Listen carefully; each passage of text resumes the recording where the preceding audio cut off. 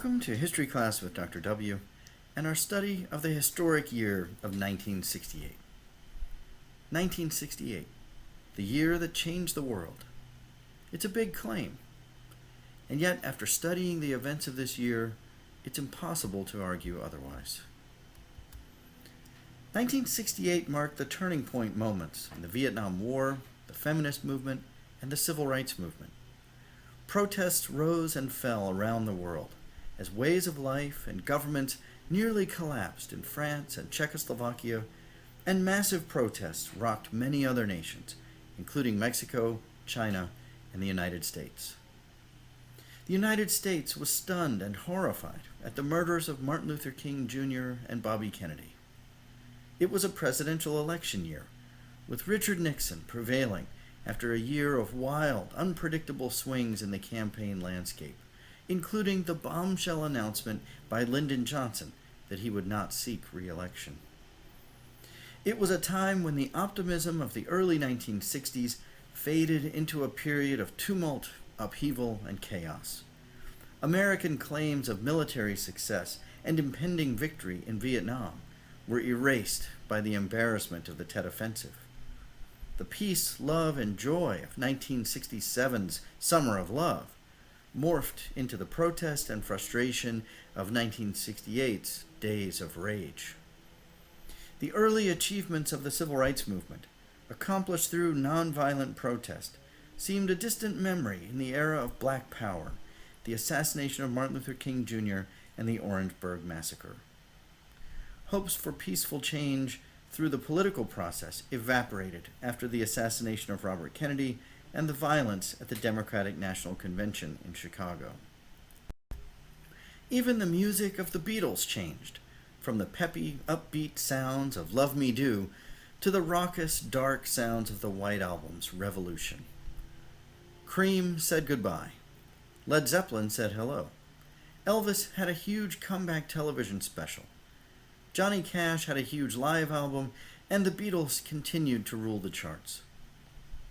Social movements hit the big screen as moviegoers were shocked and titillated by Jane Fonda's skin-tight leather suit in Barbarella, by the computer HAL seizing control from humans in 2001: A Space Odyssey, by a horror film, Rosemary's Baby, becoming one of the biggest movies of the year, and the anti-colonial metaphor, Planet of the Apes, challenging our understanding of human existence.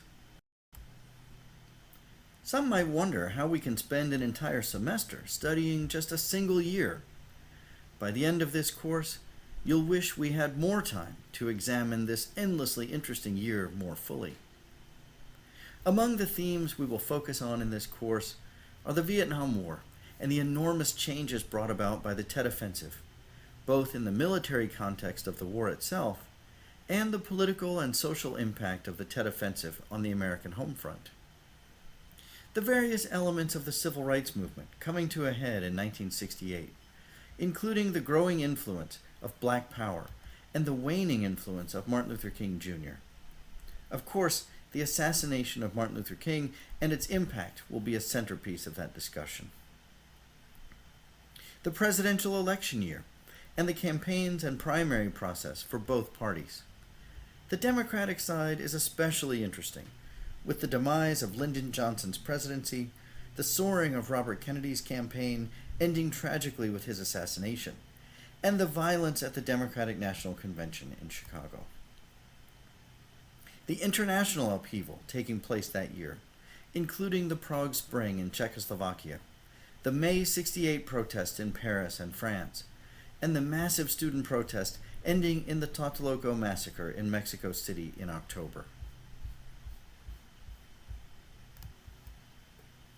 We will explore many other international events as well.